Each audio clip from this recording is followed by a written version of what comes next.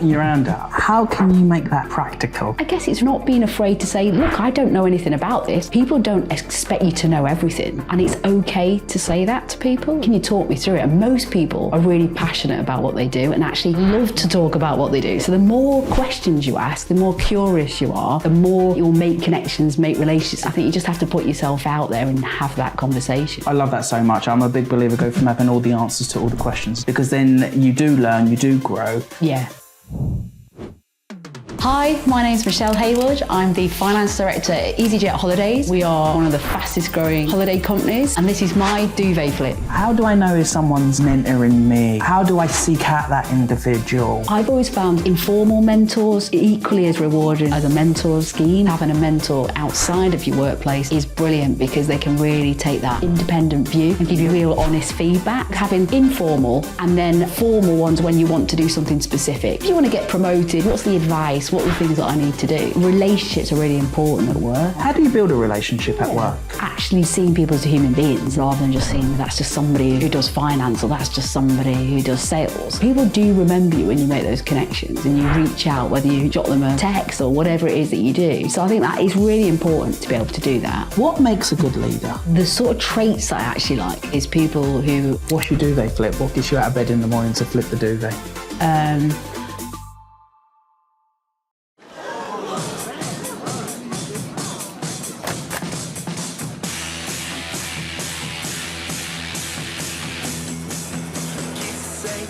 Che vuoi gira largo da me, non sai che oramai è finita con te. Tu sei quella che ti fa passare soltanto guai.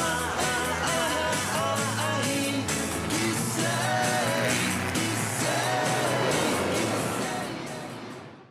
So welcome to my duvet flip. How are we? Yeah, I'm good. Really great to meet you, Jack. You too. Well, thank you for coming over for a cup. Well, I've got my cuppa. You've got your water. Yeah. So I'm so fascinated about your career because it's an interesting one. But tell me a little bit about where it all started. First job. What was that job? What would you be saying to your younger self right now if you was looking at your younger self in your first job? Okay, well, I'll start with that and then we'll go into the first job. But I think what I would say to my younger self is don't be afraid to put your hand up. Even when it scares the living daylights out of you, just put your hand up and then it's okay to work some of that stuff out as you go along. You don't need to know everything. So I guess thinking back to one of my first jobs that I had was this role in Centrica in British Gas, and it was working in a smaller company in a much bigger organisation. But I had a really truly standout leader that I worked with, who took me under his wing actually, and he gave me the opportunity to learn so much about the business. He didn't really have any sort of hierarchical barriers. He was very much, you know what, I'm going to show you how a business works, and you can come along on the journey, come with me to meet the customers, the suppliers, see what the accountant does, see what the sales guys does. And he literally let me just sort of come round sit in different meetings and observe. But equally, I still had to sort of start and, process the invoices, do the admin, make the tea. So it was a fantastic opportunity.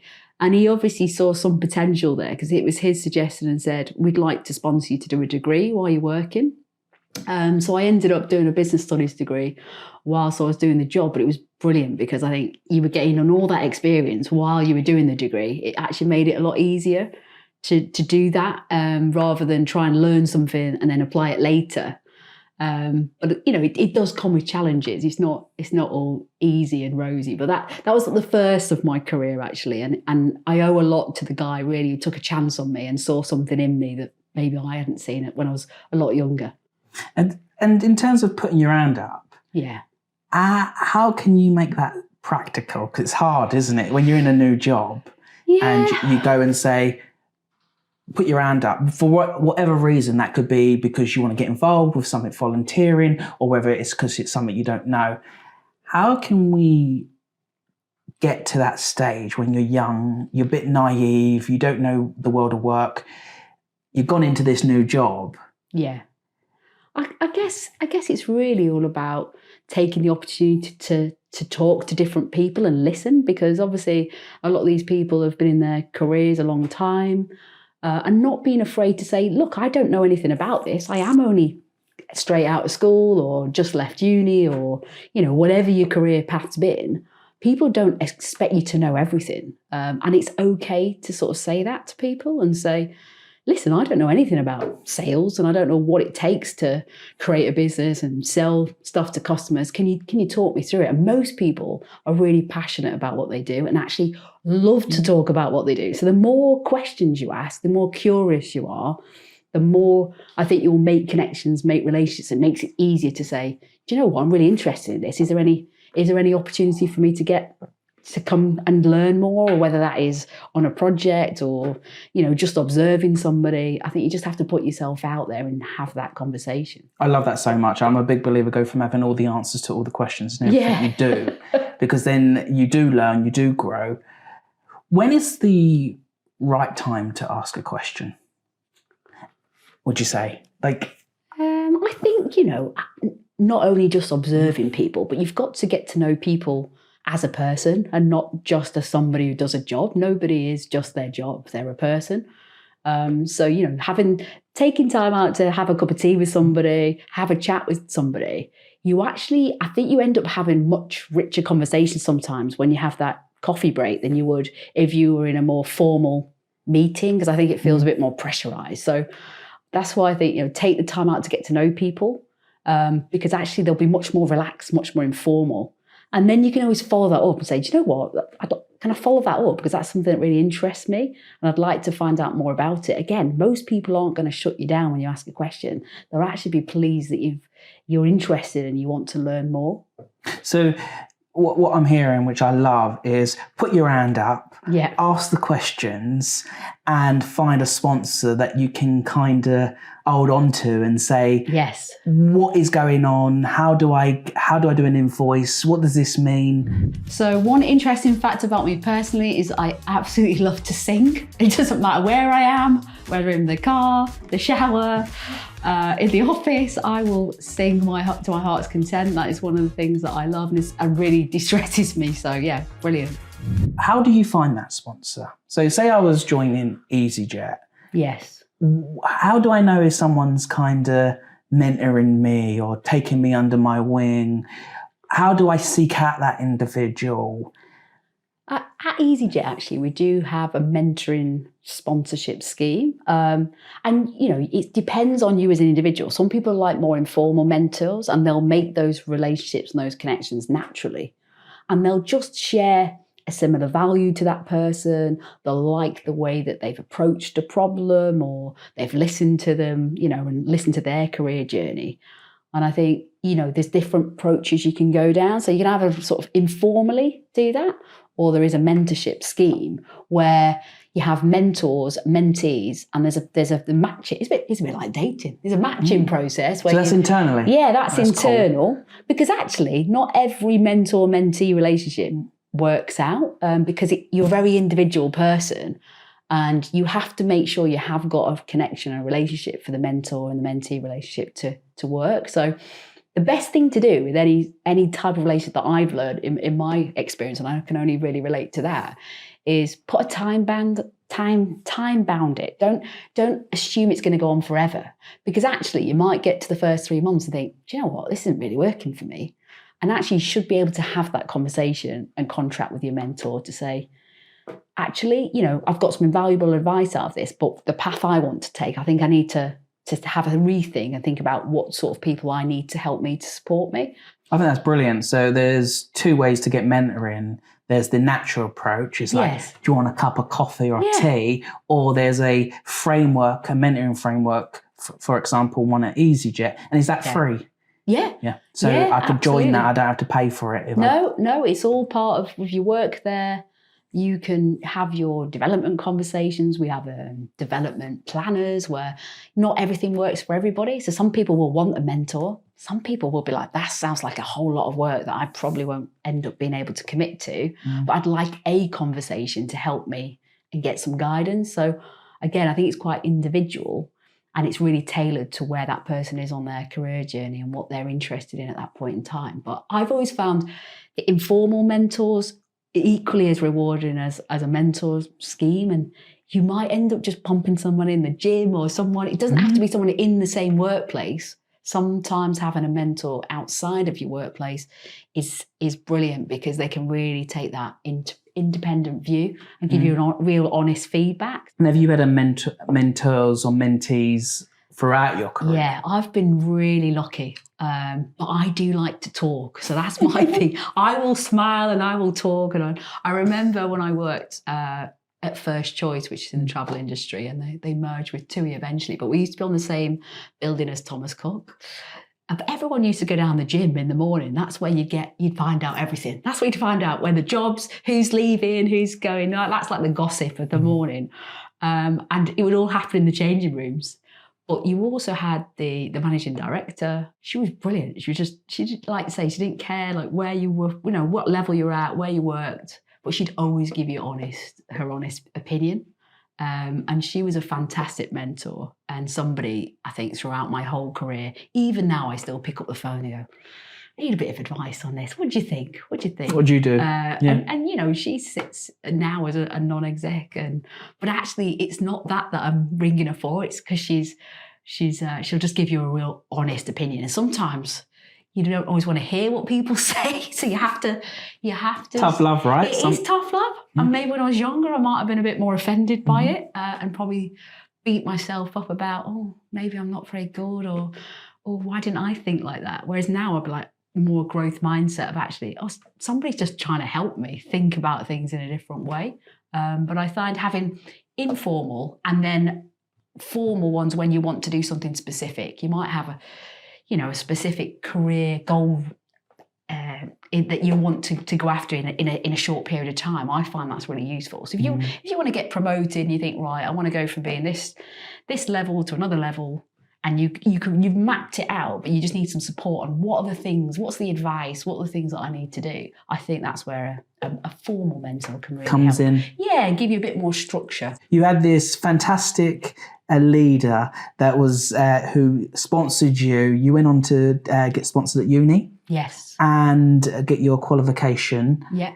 What happened next? Like, where did it take you next? It made me realise that when I did my business degree that I really preferred the sort of finance side of things. I think always been that background of like science. I like structure, I like results, I like to be able to see things. So that's when I did my chartered accountancy. I went down that route as well and actually got a qualification. But I realised I don't want to just be like a technical accountant. I love being in the heart of a business. I love seeing how it operates. I love being with people, talking to people. So it was very much an advisor and a business partner because I like to be involved in new projects, new challenges. I find that that's where you learn the most, when you're sort of, where you're creating new products or you're creating new businesses. And that's what I seeked out next, actually. British Gas ended up launching British Gas Telecommunications. So it was all, the industry changed. And I was brought on board to work with some consultants to help launch this business, and completely out of my comfort zone. Didn't have a clue about telecommunications other than obviously know how to use a phone but it was a brilliant experience again. And it was the people, and it was the people and the culture and that environment that actually helped me learn a lot, because observing some of these really experienced people and them taking the time again to help and explain, that gives you opportunities to think, well, that's somewhere I'd like, or this is how you approach things like that. And it's all a learning experience. Everything's a learning experience. Everything in life, even right? On your bad days, you learn a lot, right? So I think it is just about trying to put yourself in the centre of things. I think when you learn an operation, you learn how a business works, that helps you then work out what appeals to me, what's interesting to me, where does my passion lie? And so this is where I started to mirror up, like I like to launch things. And then a role came up in the travel industry. And I thought, great, this is a brand new sort of industry to learn about. There was loads of opportunities. So yeah, I put myself forward, and lo and behold, I ended up getting a role working for First Choice as a finance analyst. So I was fresh. I was probably 24, thinking I could conquer the world. I was going to be great. And yeah, sort of got there and thought, wow, I know nothing. You always do, don't but you? you do. You think, I know nothing. Listen to these people. And whenever you work in travel, they're all like 3-letter acronyms and they talk in a different language. Did that excite you though? Knowing nothing. Thinking actually... Scary and exciting at the same time. It was like a whole new industry. And you do find people in travel are very passionate. And I think, you just have to think, right, again, new industry, I'm just going to sort of sit and listen and learn and speak to people and find out how, again, how they've sort of approached things. I think you just sort of over time, you navigate your way through these things. And again, there was a finance director, fantastic guy, and he said to me, I need you to go to Canada. Would you do it? And I was like, you know what? I'll give it a go. Why not? So yeah, we ended up doing some projects in Canada, learned we used to have this sort of relationship where we would send pilots to Canada and they would send aircraft back. And I learned so much through that. But again, I felt like someone's going to find me out here. I've got major imposter syndrome, sitting on this flight with all these really senior commercial people who obviously understood how airlines work and the travel industry work. But again, not one person ever called me out for not knowing stuff. They were more interested in helping me learn about the industry. So I think... And you think that's one of the reasons that made you stay? Because there are supportive people around you? It was the culture, the people, again, very passionate, always wanting to share their knowledge. Nobody was sort of holding back because... they were thinking, they're more junior than me, and why would I take the time out to explain it? They saw that as their role to play, to educate other people and help bring them on this journey. One interesting fact about easyJet Holidays is that we are one of the fastest growing holiday companies over the last 3 years, and we are also the highest margin major tour operator in the UK.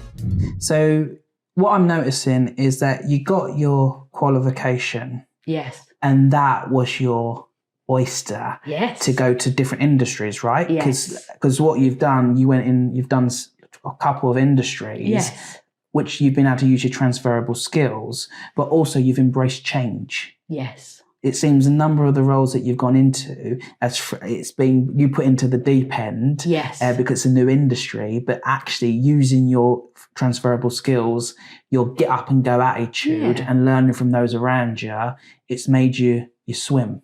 Yeah, absolutely. And I think having relationships are really important at work, and how do you build a relationship at work with a colleague? Again, it's finding that common ground and taking the time out to ask them a question about their life that's not just about work.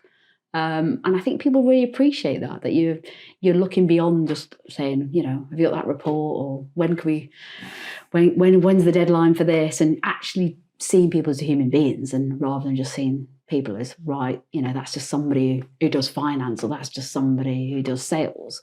I think it is taking that time out to understand. And actually, people remember you for some of the conversations that you have, and you will find things that is a common ground, like, who your favourite band is, or, what's your favourite movie, or I think it is about making that personal connection, because people will remember you in the future when you come and you go, oh, do you know what? I'm thinking about having a change in my job, or is there anything that's got... People do remember you when you make those connections and you reach out, whether you jot them a text or whatever it is that you do. So I think that is really important to be able to do that. But you do have to put yourself out there, and you have to almost be open to people asking you questions, and so it is always a two-way thing. How do you do that when you're an introvert? So you said you're a bit of a talker. Yes. And I'm a bit of a talker, so we both can talk. Today I'm being a big listener, and I love it. But how do you put yourself out there when you may not have the confidence to do so? What is your advice? Yeah, I guess there's different ways that you can go about this, because, as you say, not everybody's going to have the confidence to start a conversation with strangers, because not everybody's like that. If you're a bit of an introvert, you might want to just send your questions in, or you might want to, you might not want to be the one in the room with the mic and asking the questions, but there's opportunities and there's different forums for you to still get that information, still perhaps meet your colleagues, but not quite as, putting yourself out there that could make some people feel very uncomfortable. So you have to do it in the way that you need to do it for you. To choose your forum. Yeah, and choose it in the time when you're ready to do that, because maybe you might not be the spur of the moment person, but you might go home and think, do you know what? I've listened to that person, and I might reach out and see if they'd be interested in having a conversation. But when you feel ready to do it, or you might feel more interested saying, look, could I ask you these questions over an email? Because you might feel less, you'd be a bit more confident to do that, so you're not sitting there in front of that person feeling... I love that. I love that.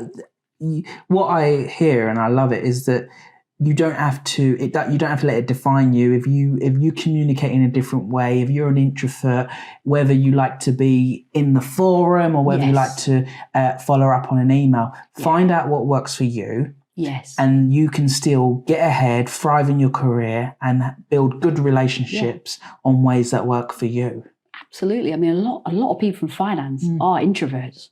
They're reflectors. They're not necessarily people who are, as we've talked about, there's lots of different people out there who work in different ways, but there's always a way. There is always a way for you to progress. And I think that's a mindset thing that's within yourself. You said a lot of people in finance are introverts, but you come across as an extrovert. So what happened? To be honest, I don't think I was ever supposed to be in finance. Like, that was not my career path, but I just sort of meandered my way through, and I ended up being in finance. Tell me a little bit about what happened next in your career. So you landed in the travel industry. Yes. How did you end up becoming a finance director at easyJet Holidays? Tell me the pathway and how that all happened. Obviously got into the travel industry, fell in love with the industry, to be honest. And it's because it's so relatable. Obviously, you're taking people, they're fulfilling some of the best couple of weeks or their best times of the year. So it's a really feel-good place to work in the travel industry. And I was mainly in aviation in the airline side. And as I say, I got the opportunity to work on loads of different projects. Like, we used to do these round the world trips for Americans. They were like $50,000 for a ticket. And I got to do a bit of wine tasting. And I just used to get myself into these sort of roles. And I saw loads of aspects of the business. And then the industry was changing. It was starting to consolidate. And there's too many players in the market, I guess, for the amount of customers that there are. So big mergers were on the horizon. You had sort of My Travel, Thomas Cook, First Choice, TUI. And we thought we were going to merge with Thomas Cook. That didn't work out in the end. And actually what happened is My Travel merged with Thomas Cook, First Choice merged with TUI. Now TUI, based down south in Luton, I was based up in Manchester. So it's one of those, again, big decisions in your life where you think, should I take the leap and should I move down south? So I actually ended up working on the merger of these two airlines, which again was fascinating, learned a lot. And again, it was the lady who's always been an inspiration to me. She was leading this whole project, and that's one of the reasons that I did it, because of the fact that she was in charge, and I knew if we were going to do it, it was going to be brilliant, and she was going to do an amazing job. And I thought, I want to be part of that. Otherwise, I probably wouldn't have sacrificed where I live, where all my family is. So you decided to get involved with the merger based on the leader that was leading it. Yes. And I just knew it was going to be an exciting opportunity. So, I put my trust and my faith in her because she is that sort of person. She has those sort of values that I really like and respect. And ended up doing this merger, commuting from Manchester every week. I used to drive back every week for about 2-3 years. So it was a big commitment to make. And I thought at the end of it, I'll probably go back home. But we created this organisation. I thought, I can't turn my back on this now. What an opportunity.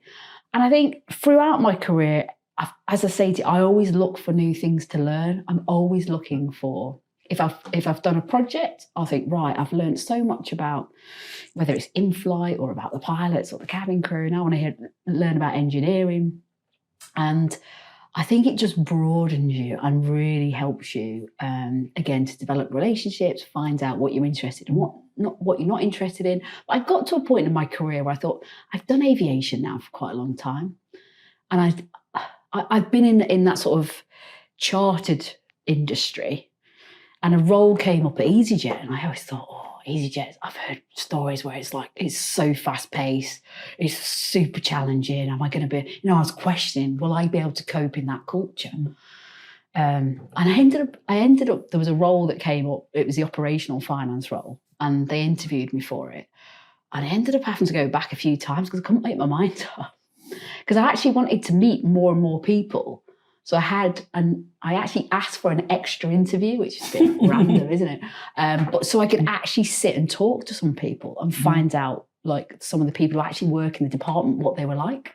And that sort of did it for me. So I'd had, the meeting with the CFO, and I had the meeting with the head of, but actually I just wanted to speak to some people who work there. So it's the people that helped you decide to join easyJet? Yes, I find that's something that I'm very driven by, the type of people it is, the culture. So, ended up through that period having my first child. So, sort of you're balancing that with everything else that's going on. And I remember seeing like the share price going from like £3 to £18. It was just a fascinating journey to see a company grow like that. So on my sort of second maternity, that's when I got the opportunity, and the company was deciding we want to own a holidays business. We want to have that. They've got such an amazing airline, amazing network brand. Most people have heard of easyJet. Most people have been on an easyJet flight. And we're taking other people on their holidays. Why would we not provide that to the holiday as well? The people that are already sitting on our seats. So it gets this call when I was on maternity leave. Do you fancy, would you be interested in applying to help us set up the holidays company? And I didn't even have to think twice, to be honest. Even though I was thinking, oh my God, what do I know about setting up a whole new business? I thought, wow, I can use my aviation industry knowledge. I'm passionate about travel. I can learn more about the hotel side of the business. And it was more that the CFO had seen the potential there. And not many people would call you on your maternity leave and ask you to come in for that opportunity. And I thought that was amazing that this guy actually... Well, this says a lot about the culture, doesn't it? Yes, and the people there. Yeah, he more looked at what skills has that person got, not what's their personal circumstances or what barriers will get in the way. He was like, no, actually, I can see that they've got these skill sets and they would be perfect for this. So, and ended up meeting up with Gary, the CEO, and we had a great connection, and he offered me the job, and I was like, wow, this is amazing. And we're third operational year now. I think we're sort of about 1.5 million customers we've taken on holiday.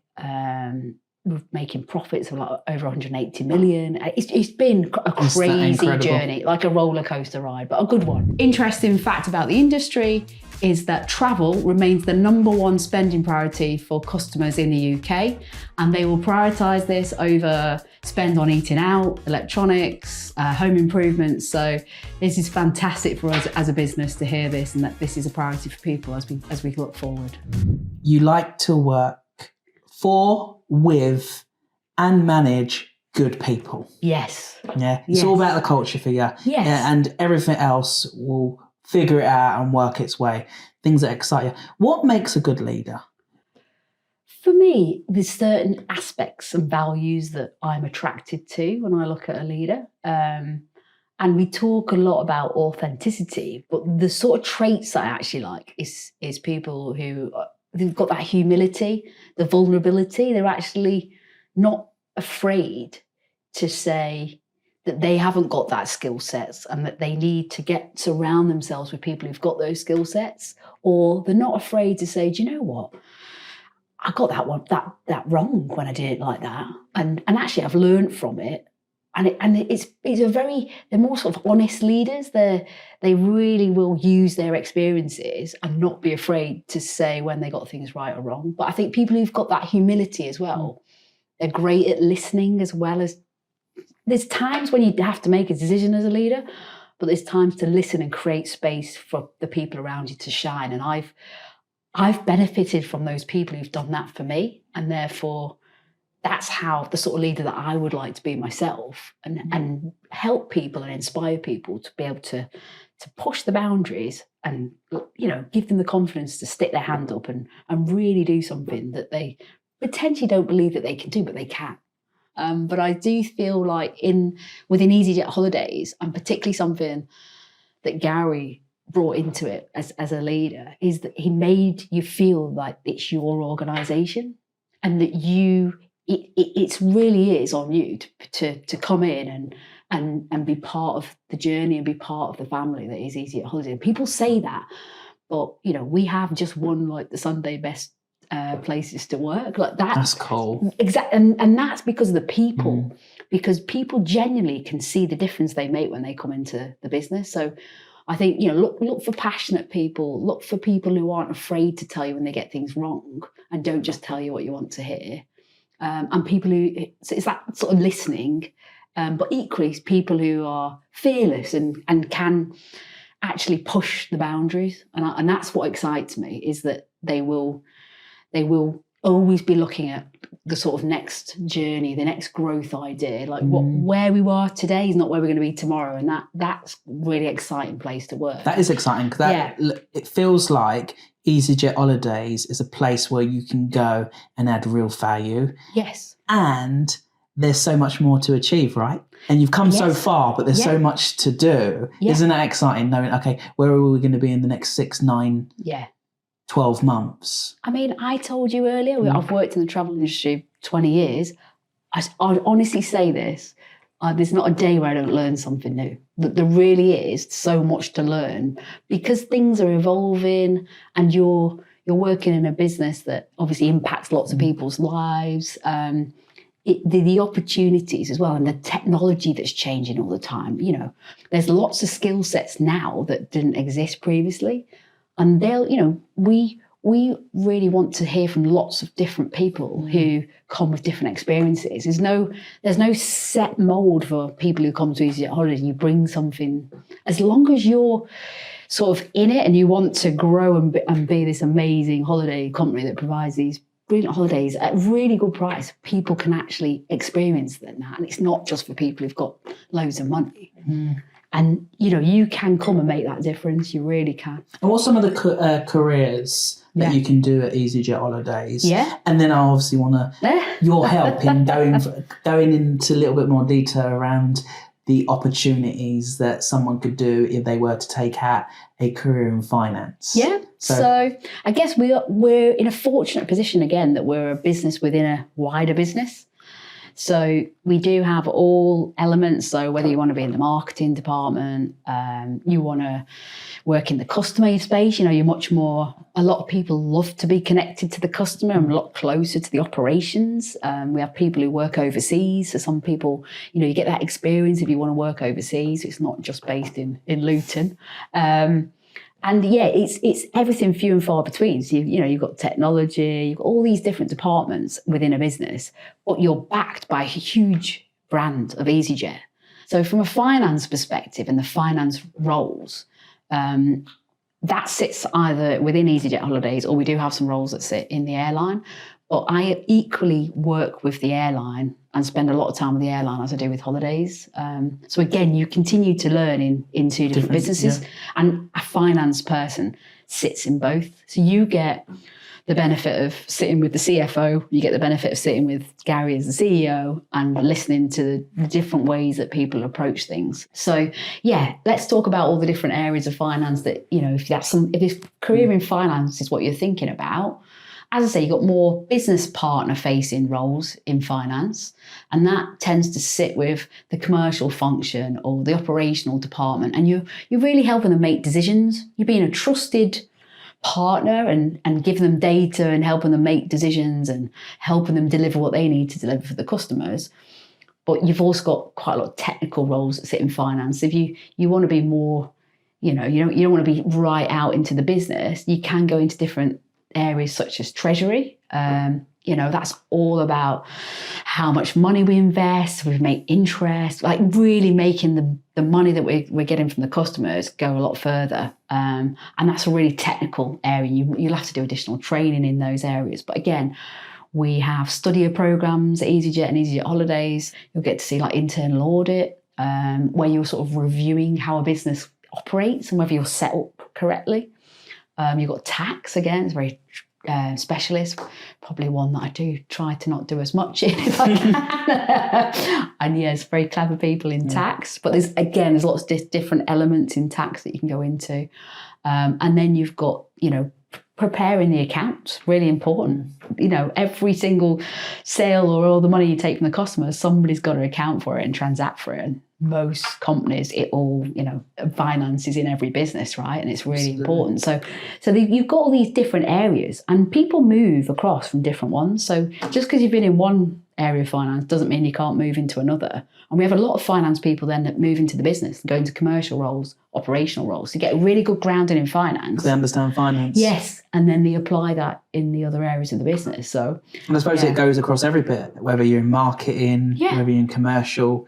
If you have a finance background, you can then understand, how it kind of all works. Yeah. So I see finance as a really good foundational place to really learn about a business. And then I think the world's your oyster, depending on what you want to do. I guess it's down to you. And what's your one bit of advice for anyone who's applying for their first job in finance? I think do some research, have a look at it, have a look at what sort of size of that business that you're going to. Some of the bigger companies will have more of those departments. Or like myself, I started off in a subsidiary within a bigger company and I got to see more aspects of finance in one go. So I think it all depends on, what you want to do and what appeals to you. But, you can look at all the different qualifications that people do. There's SEMA, that's more of the business partnering qualification or more of the audit route. But I think I'd say research things. Have a little look and see what it is that you think appeals to you. So prepare for, before you go forward, prepare for where you want to start. Yeah, and read the accounts. Have a little read through it. And it's probably like send you off to sleep. But you should read through the accounts. They'll give you a lot of knowledge and a lot of information about strategy, about all the different deep dive areas that the company works in. And finance is involved in all of those. So, finance people tend to think, they sit in the back and they're not really involved. But they really can be, and as much as you want to. It just depends which area you want to go into. Absolutely. And for anyone who just wants to join easyJet, whether it's in finance, marketing, on the airline, why should they? It's an amazing brand and an amazing company, but the thing that keeps people at easyJet, and I've been at easyJet, across easyJet and easyJet Holidays now for nearly 13 years, is the people. The people are amazing. You won't find any more passionate people than the people that work at our company. And if that doesn't get you out of bed in the morning, I don't know what would, to be honest. Well, I've met a few, and I'll tell you that you are all passionate. I'm very energetic, but you give me a run for my money. It's great. And my final question is, what's your duvet flip? What gets you out of bed in the morning to flip the duvet? So apart from the kids, which I've got no choice over, it's really about inspiring others. And inspiring others to push the boundary and stick their hand up and say yes.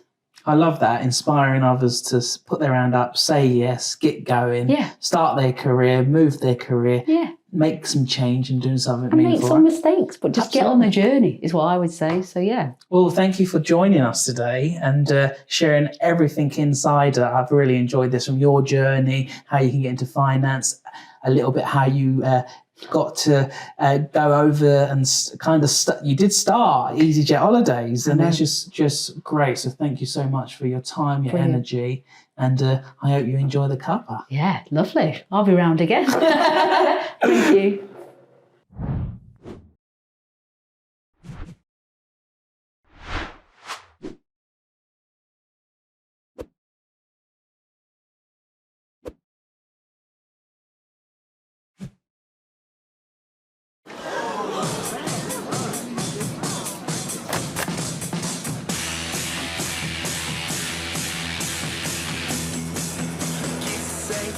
che vuoi, gira a largo da me, non sai che oramai è finita con te, tu sei quella che mi fa passare soltanto